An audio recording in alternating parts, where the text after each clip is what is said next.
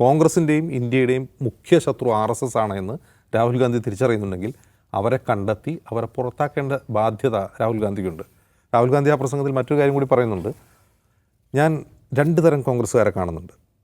രണ്ട് തരം കോൺഗ്രസ്സുകാർ. ചിലരെ കാണുമ്പോൾ അവർ ഇങ്ങനെ പുഞ്ചിരിച്ചുകൊണ്ട് നടക്കുന്ന ആളുകളായിരിക്കും. അവരുടെ ഉള്ളിൽ രക്തം കോൺഗ്രസ്സാണ്. കാരണം അവരുടെ ഉള്ളിൽ സ്നേഹമാണുള്ളത്, അവരുടെ ഉള്ളിൽ വിദ്വേഷമില്ല. പക്ഷേ ചില കോൺഗ്രസ്സുകാരുണ്ട്, അവരെ കണ്ട അവരുടെ മുഖം ഇങ്ങനെ ഇരിക്കും, അവരൊക്കെ RSSകാരാണ്, ഇന്നല്ലെങ്കിൽ നാളെ അവർ BJP യിൽ ചേരാൻ പോകുന്നവരാണ് എന്ന് രാഹുൽ ഗാന്ധി പച്ചയ്ക്ക് പറഞ്ഞു. ഭയങ്കര കയ്യടിയാണ് അദ്ദേഹത്തിന് ആ പ്രസംഗത്തിൽ. ഈ പ്രസംഗത്തിൽ നല്ല കയ്യടിയുണ്ട്. കാരണം ഇത് ജനങ്ങൾക്ക് മനസ്സിലാവുന്ന കാര്യമാണ്.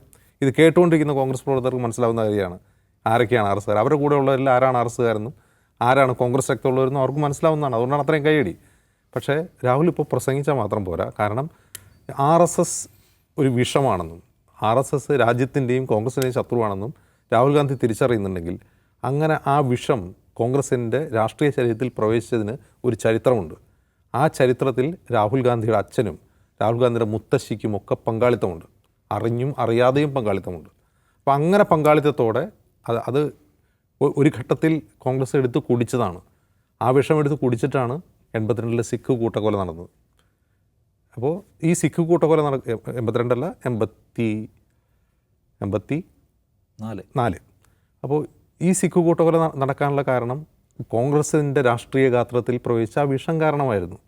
ആ വിഷം കാരണമാണ്. ആ വിഷം ഉള്ളിൽ ചെന്നിട്ടാണ് രാജീവ് ഗാന്ധി വൻമരങ്ങൾ വീഴുമ്പോൾ പുൽനാമ്പുകൾ ചെറിയ ചെടികളൊക്കെ നശിക്കുമെന്ന് ഒരു ഉളുപ്പുമില്ലാതെ പറയാൻ തോന്നിയത്.